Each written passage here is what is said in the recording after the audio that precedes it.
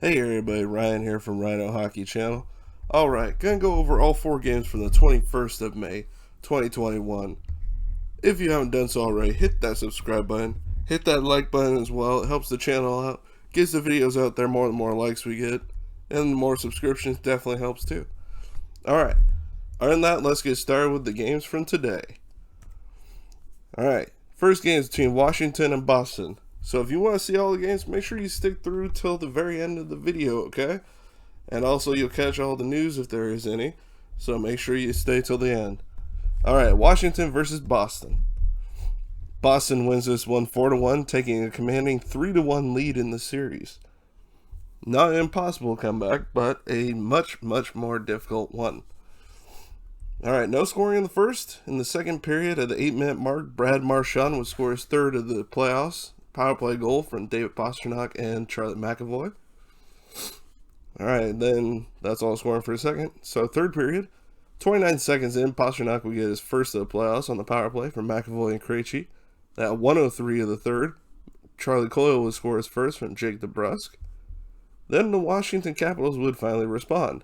At 4:54 of the third, Alex Ovechkin would get his second of the playoffs power play goal from John Carlson and Nicholas Backstrom, making it 3-1, Boston leading. 14:50, Boston adds another one, Matt Grzelcyk's first on the power play from Charlie McAvoy and Taylor Hall, making it 4-1. Your final score, Boston with the 3-1 series lead going back to Washington.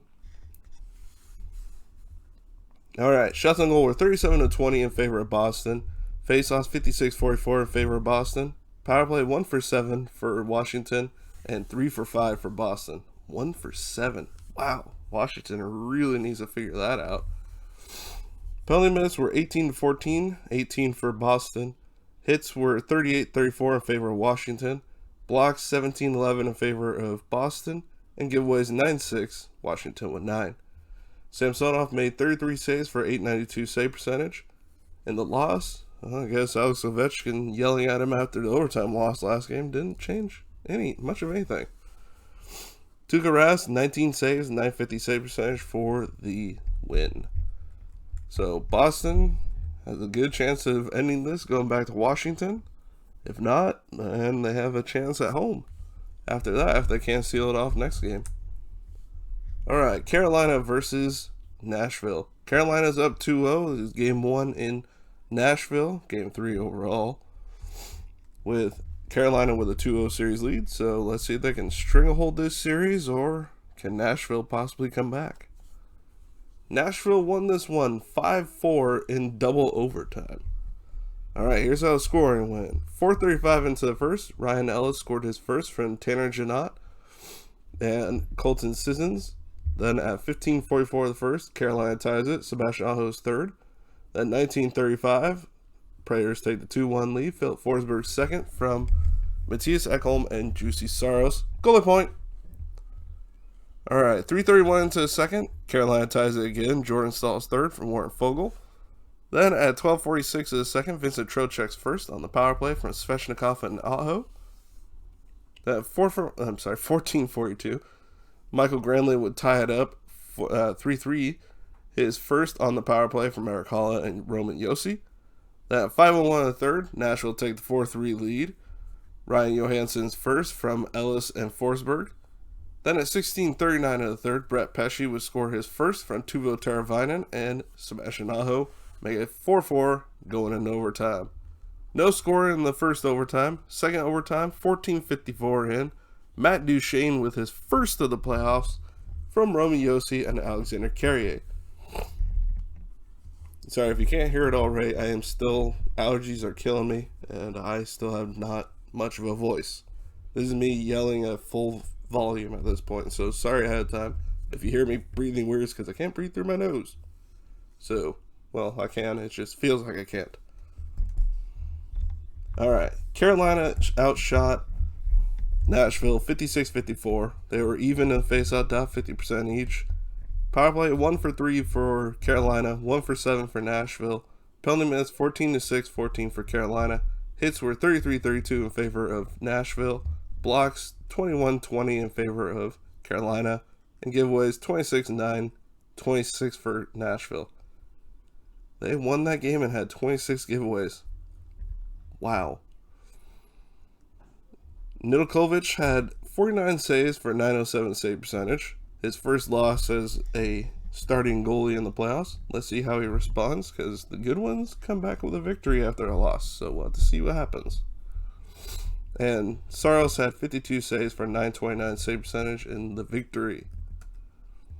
All right, on to the North Division matchup of Winnipeg versus Edmonton. Winnipeg's up 1-0. This is the second game in Edmonton. Edmonton definitely wants to come out of this at least split at this point. They do not. 1-0 victory in overtime. I didn't write down overtime for some reason up there. Winnipeg with the victory, taking a 2-0 lead, heading to Winnipeg. 4:06 into overtime, Paul Stastny's first from Andrew Kopp and Tucker Pullman. That's your only goal. That's the game. There you go. So 2-0 series lead, like I said, for Winnipeg. That's kind of a stranglehold going back home for them, but at the same time, it's not an impossible hill to climb at this point, but it's definitely much harder, and Winnipeg has managed to shut out Draisaitl and McDavid so far. Edmonton has 1 goal in these 2 games.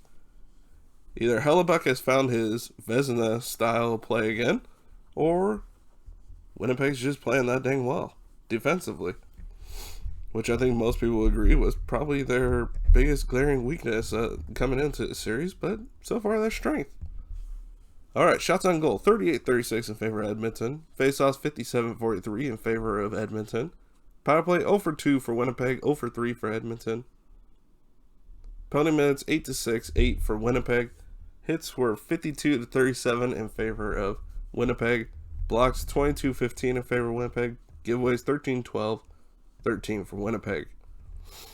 Connor Hellebuck had 38 saves for a shutout and the victory, so great game by him, of course.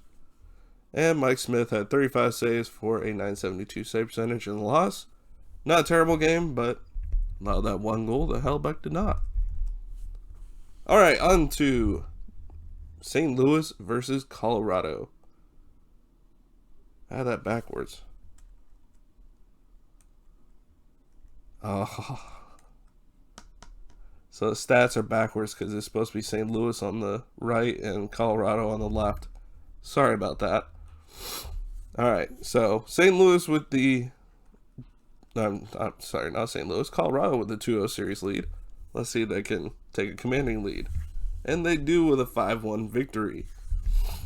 All right, second period is when the scoring began. A minute 57 in, Ryan Graves had scored his first. At 12:37, Alex Newhook scored his first career NHL goal, one way or the other, playoffs or regular season. Congrats to him. From Graves and Nichushkin.